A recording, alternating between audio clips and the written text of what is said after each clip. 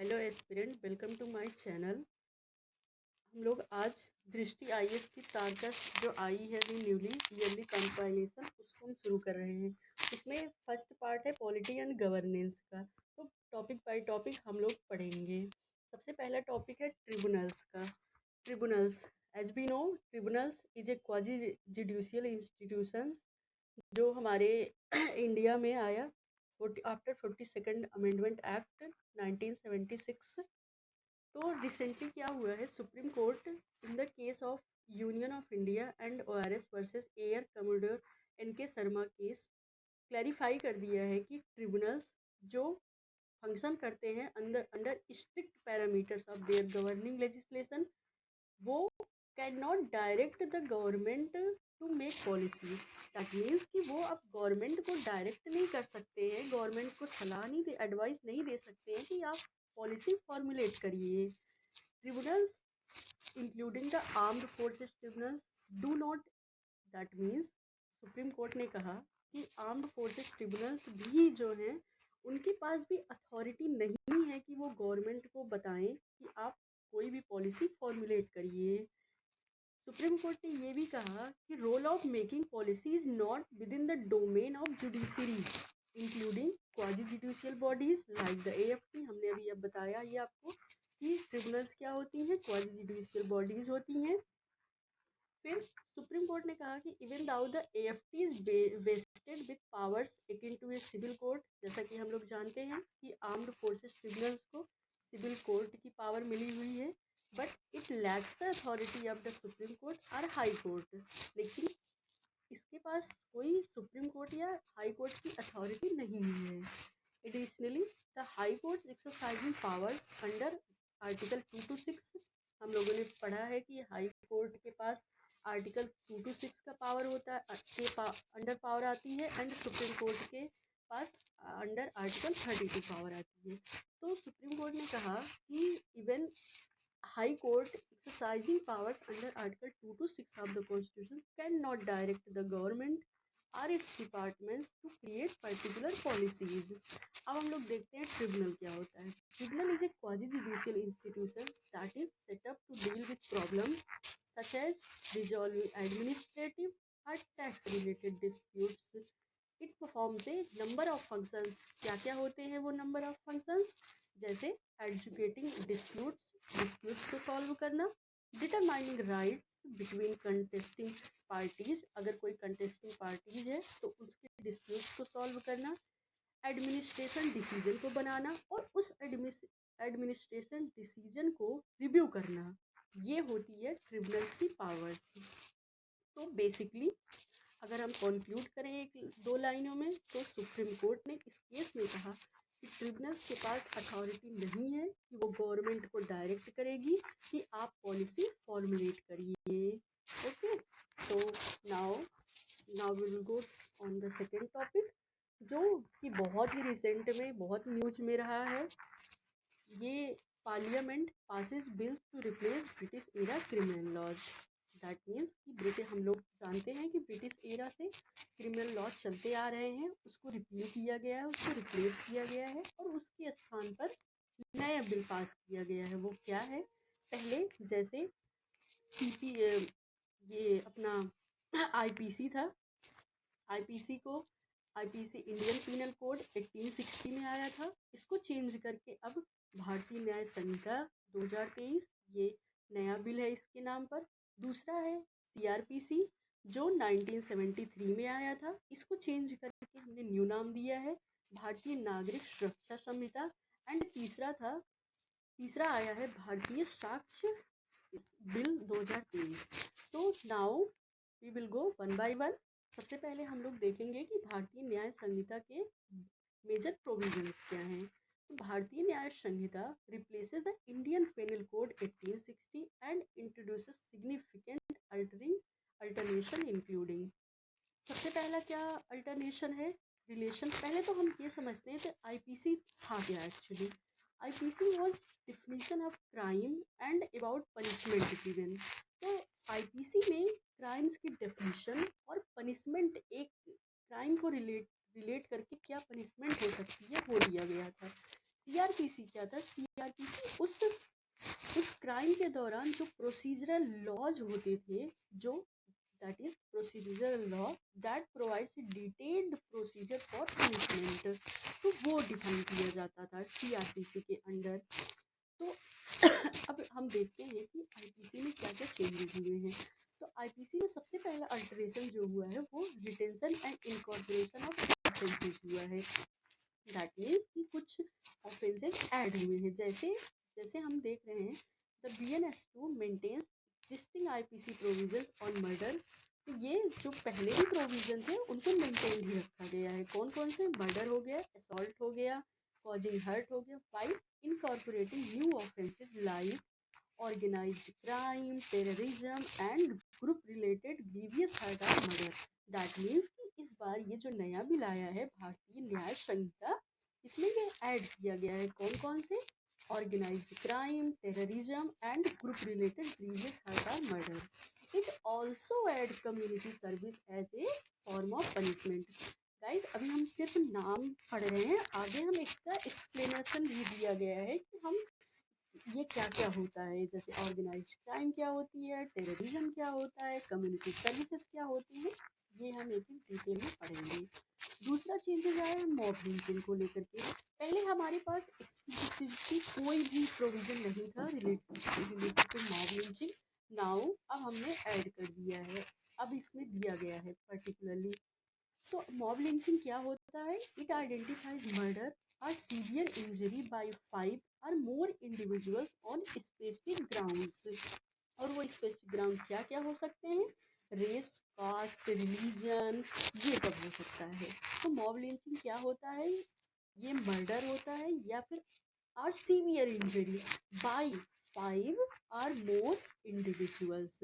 तो particular person भी define कर दिया गया है कि 5 or more individuals as a punishable offence. अब ये पनिशेबल ऑफेंस हो गया है carrying the imprisonment or death penalty.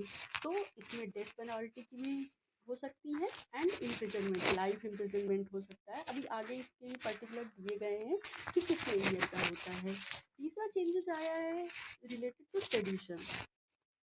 तो BNS2 जो है वो eliminate the sedition offence, replacing it with penalizing activities related to secession, armed rebellion और एक्शंस endangering नेशनल सॉवरेनिटी और यूनिटी थ्रू वेरियस मीन्स। तो अब क्या हो गया है?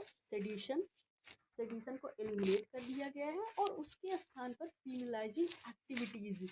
तो अगर कोई बंदा ये सब करता है जैसे जिससे हमारे नेशनल की सॉवरेनिटी और यूनिटी को थ्रेटन होता है, तो वो पनिशेबल होगा, लेकिन वो सेडिशन के अंडर नहीं आएगा।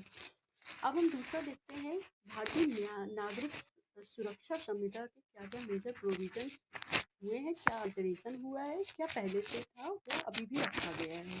तो सबसे पहले हम देखते हैं कि detention conditions. BNSS2 alters rules for under trials restricting release on personal bond। That means कि अब जो पर्सनल बॉन्ड पर अगर किसी को रिलीज मिल जाती थी, छूट मिल जाती थी for those accused with severe offenses including the imprisonment cases and individuals facing multiple charges। तो अभी ये स्ट्रिक्ट रूल हो गया है रिलेटेड टू अंडर ट्रायल्स। दूसरा है मेडिकल एग्जामिनेशन। तो पहले क्या होता था कि पहले it broadens the scope of medical examination allowing any police officers not just a sub inspector। तो सबसे पहले क्या होता था कि मतलब सब इंस्पेक्टर के लेवल या उससे ऊपर वाले जो ऑफिसर्स होते थे उनको ही मेडिकल एग्जामिनेशन के लिए भेजा जाता था। अभी क्या हो गया है कि अलाउ कर दे रहे हैं any police officer to request one, making the process more accessible, ताकि प्रोसेस को मोर इजीली आइडेंटिफाई किया जा सके और उसको रिजॉल्व किया जा सके। बात करते हैं हमारी टाइम लाइन्स की। तो इंट्रोड्यूस करता है स्ट्रिक्ट टाइम लाइन्स। क्या क्या? Medical report for rape victims within 7 days. तो जो कोई विक्टिम है अगर वो जिसके साथ रेप हुआ है अनफॉर्चुनेटली, उसकी रिपोर्ट विदिन 7 डेज में आ जानी चाहिए। Judgment within 30 days. That is कि जजमेंट जो हो जाना चाहिए वो विदिन 30 डेज हो जाना चाहिए। Victim progress updates within 90 days and charge farming within 60 days from the first hearing. That means कि फर्स्ट हियरिंग के विद इन 60 डेज पे चार्ज फॉर्म हो जाना चाहिए जो भी अपराधी है उसके खिलाफ। अब हम तीसरा देखते हैं मेजर प्रोविजंस ऑफ भारतीय साक्ष्य एक्ट 2023। सबसे पहला है डेफिनीशन एक्सटेंशन। तो जैसे नाम से ही हम देख रहे हैं कि भारतीय साक्ष्य, तो जो साक्ष्य होता है, साक्ष्य मतलब evidence, basically Indian evidence act पहले का नाम था, अभी इसका नाम भारतीय साक्ष्य हो गया है। उसको हम देखते हैं कि उसमें क्या क्या चेंजेस हुए हैं। डेफिनीशन एक्सटेंशन, तो ये जो बिल आया है, ये जो एक्ट बना है, ये डिफाइन डेफिनेशन को ब्रॉडन कर देता है। अब the document to include electronic record, तो अब इलेक्ट्रॉनिक रिकॉर्ड को भी इंक्लूड कर दिया गया है along side traditional writings, map and register. तो पहले क्या होता था, सिर्फ ट्रेडिशनल जैसे राइटिंग पे, मैप पे, इन्हीं पर यही एविडेंस के अंदर आते थे, लेकिन अभी इलेक्ट्रॉनिक रिकॉर्ड को भी कंसीडर कर लिया गया है। जैसे हम लोग देखते भी हैं कि फ़ोन आजकल मोबाइल फ़ोन के थ्रू, लैपटॉप के थ्रू सब सर्कुलेट हो जाता है, तो इसको भी लाना बहुत ज़रूरी था and that's a good thing. दूसरा है admissibility of electronic record. Electronic और digital records are granted equivalent legal status. तो पहले इन्हें लीगल स्टेटस नहीं मिला था, अब इनको इंक्लूड भी कर दिया गया है और इनको लीगल स्टेटस भी मिल गया है as paper records. This includes information stored in semiconductor memory. वो इंफॉर्मेशन कहीं भी स्टोर हो सकती है, चाहे वो सेमीकंडक्टर मेमोरी में हो, स्मार्टफोन में हो, laptop, email, serial logs, locational evidence and voice mails. तीसरा है, अब हम एक एक डिटेल देखते हैं। अब तक हमने देखा कि क्या क्या अल्टरेशन हुए हैं, क्या क्या डेफिनेशन में चेंजेस हुए हैं और क्या क्या अदर ऐड किया गया है। अब हम एक एक करके देखते हैं। जैसे पहला है मॉब लिंचिंग।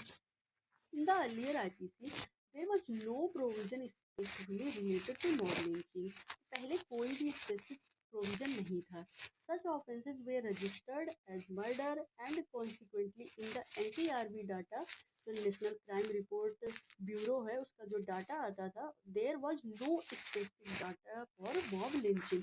तो इसको बस एज ए मर्डर ही कंसिडर कर लिया जाता था, इसके लिए कोई स्पेसिफिक डाटा नहीं तैयार किया जाता था। The new law classifies mob lynching as a cause of murder under section 101 of the भारतीय न्याय संहिता, जिसको शॉर्टली क्या बोल रहे हैं, BNS। तो अब क्या हो गया है कि मॉब लिंचिंग को as a cause of murder define किया गया under section 101 with section 2 under it explicitly defining the act.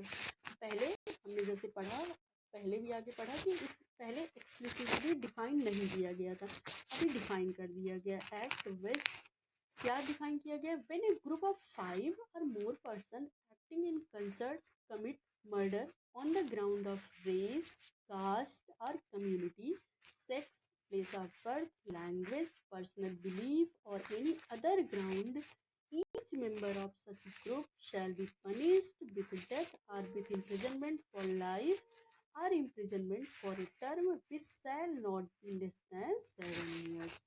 तो 7 सालों से कम के लिए imprisonment नहीं होगा and shall also be liable to fine, और उसको उस बंदे को फाइन भी देना पड़ेगा जो अपराधी होगा।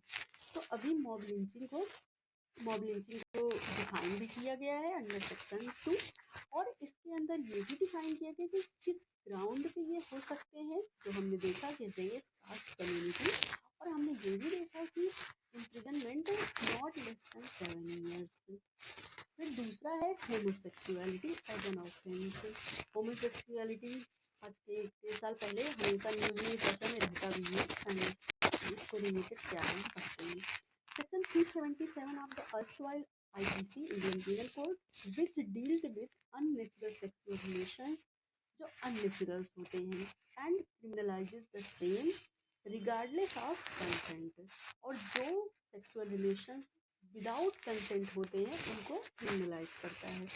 This include homosexuality as well as any non-penile vaginal sexual activity, whether or not there was the presence of consent between two adults or not।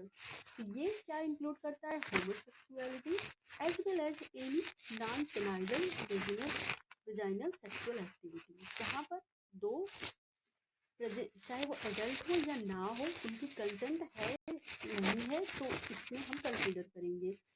The provisions related to homosexuality was earlier read down by the apex court in नोटिस Johar case, but section 377 continued for other offences. तो homosexuality के लिए इसको पहले criminal माना जाता था, फिर इसको रीड डाउन कर दिया गया।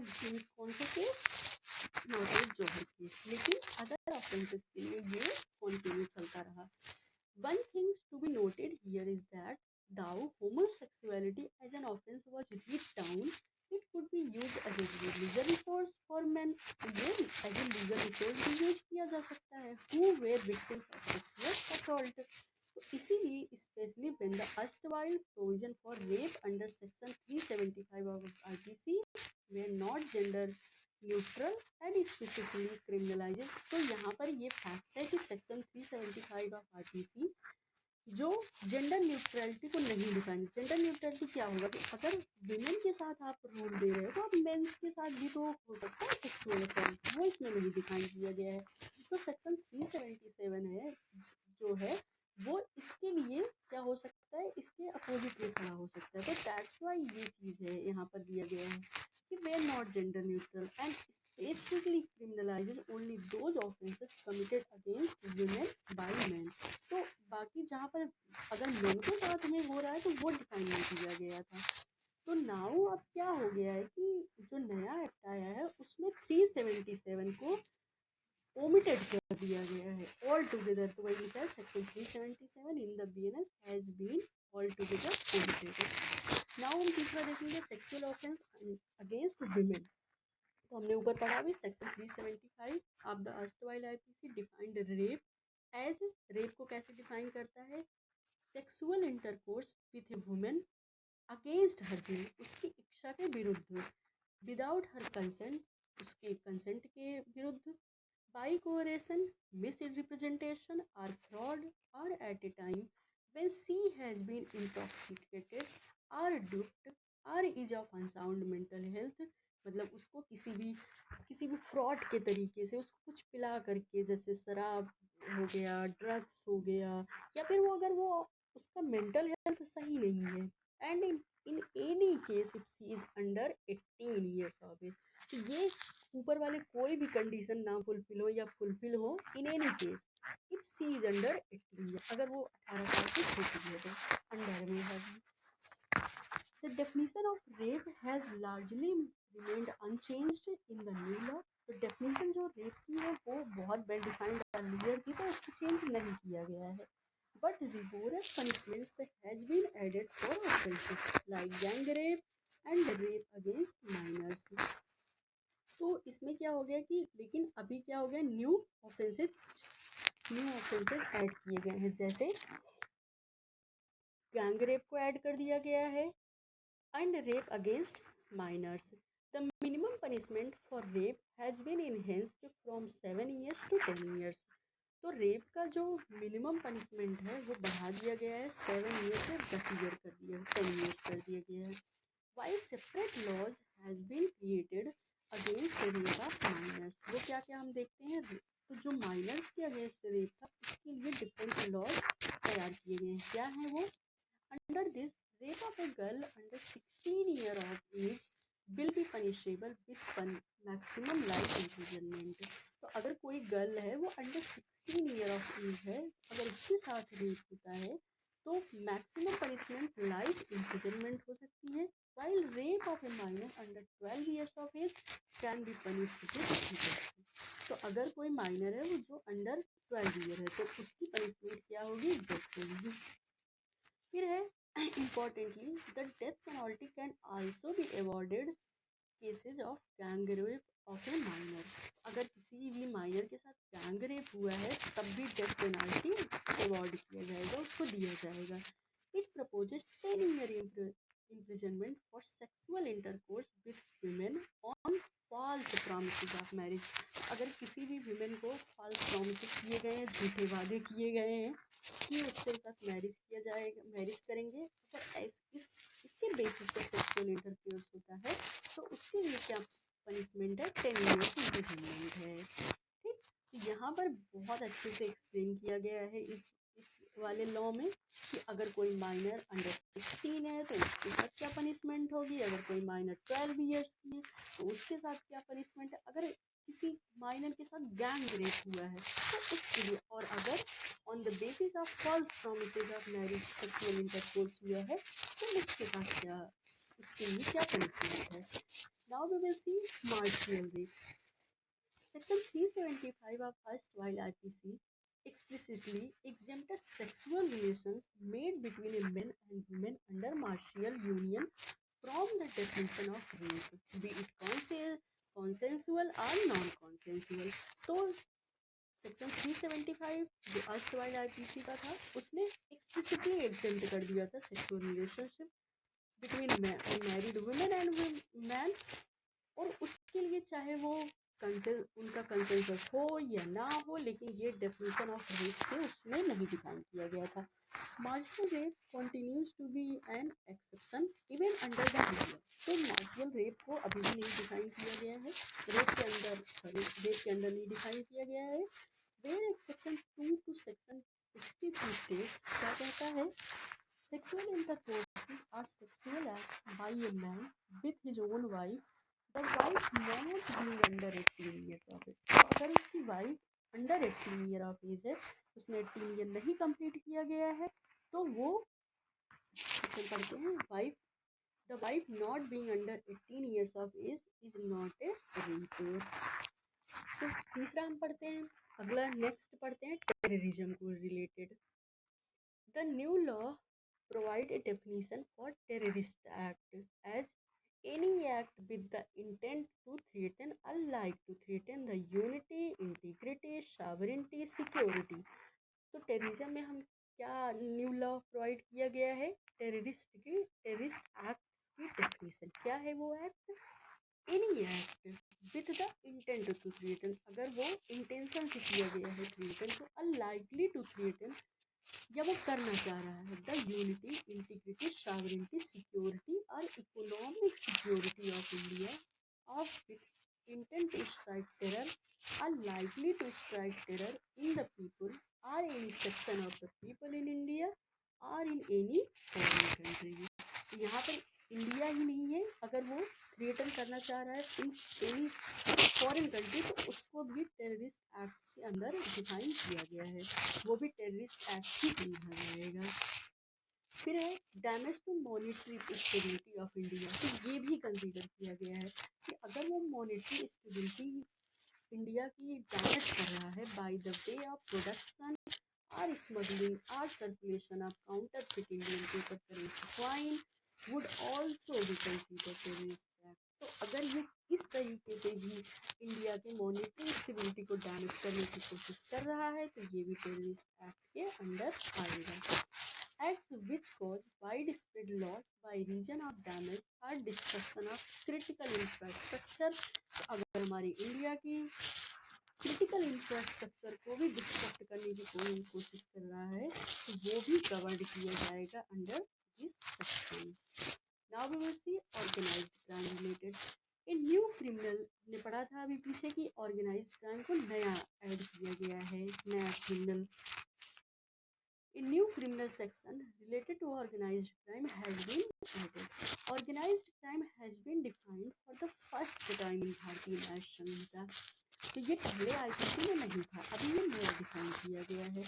The new provision include armed rebellion, subversive activities, separatist activities of any act threatening the sovereignty, unity and integrity of India। अगर ये थ्रेट कर रहे हैं हमारे इंडिया की सॉवरेनिटी, यूनिटी एंड इंटीग्रिटी को तो उसको हम ऑर्गेनाइज्ड क्राइम मानेंगे। Economic offences are also defined as acts such as tampering with currency notes, अगर करेंसी नोट्स को लेकर के टैम्पर कर रहे हैं, bank notes and government scams, running any scheme और इन्वेस्टमेंट इन एनी बैंक और फाइनेंशियल इंस्टीट्यूशन। तो ऑर्गेनाइज्ड क्राइम पहली बार डिफाइन किया गया है और बहुत बेहतर तरीके से डिफाइन किया गया है। अगर हमारे इंडिया की सॉवरेनिटी, यूनिटी एंड इंटीग्रिटी को थ्रेटन करेंगे या फिर हमारे वही ऊपर वाला कि अगर हमारी मॉनेटरी स्टेबिलिटी को थ्रेटन कर रहा है कोई क्राइम, कोई एक्ट, तो वो ऑर्गेनाइज क्राइम के अंदर आएगा। सेडिशन जो हमने पढ़ा पहले, उसको हटा दिया गया है। Section 124A of the erstwhile IPC dealt with offences of sedition, although the war although there was no explicit definition for what constitutes sedition. तो सेक्शन 124A जो IPC 1860 वाला था, उसमें ये प्रोविजन था related to sedition. PNS repeals sedition as an offense। तो PNS भारतीय न्याय संहिता ने रिपील कर दिया है सेडिशन को as an offence and replace, उसके स्थान पे क्या replacing with section 150 which criminalizes acts endangering the sovereignty. उसके अंतर्गत अब ये कोई भी क्रिमिनलाइज्ड एक्ट जो इंडेंजर कर रहा है sovereignty, unity and integrity of India की, which include using electronic communication. तो ये भी अगर इसका भी यूज करके, इलेक्ट्रॉनिक कम्युनिकेशन का यूज करके भी थ्रेटन कर रहा है टू एक्साइट आर्म्ड रिबेलियन, और उसके इस एक्ट से अगर एक्साइट हो रहा है armed rebellion, subversive activities, secession, separatism to endanger India unity, sovereignty and integrity. तो अब ये चीज हमने देखा। It should be noted here that inclusion of electronic communication as a means to commit seditious acts may be include social media platform or mass passing or mass messaging across platform as well। जैसे आजकल हमारा social media है, WhatsApp, Instagram, इन सब के through share होता है, तो ये सब भी इंक्लूड किया जाएगा। अगर इसके थ्रू भी कोई हमारी इंडिया की यूनिटी इंटीग्रिटी को थ्रेटन कर रहा है तो वो इसके अंदर आएगा। Now we will see treason की डेफिनेशन क्या है। The new law criminalizes treason caused by armed revolution, destructive and separatist activities. तो ये क्रिमिनलाइज किया जाता है। There was no mention of intent और purpose in the IPC, but in the new law there is a mention of intent. तो पहले intention या purpose का कोई मेंशन नहीं था, लेकिन अभी क्या हो गया है, इसको पर्टिकुलरली मेंशन किया गया है नए एक्ट में। Intent in the definition of treason which provides safeguards for freedom of expression. अब ये जीरो एफआईआर, ये भी पहली बार ऐड किया गया है। ये क्या होता है?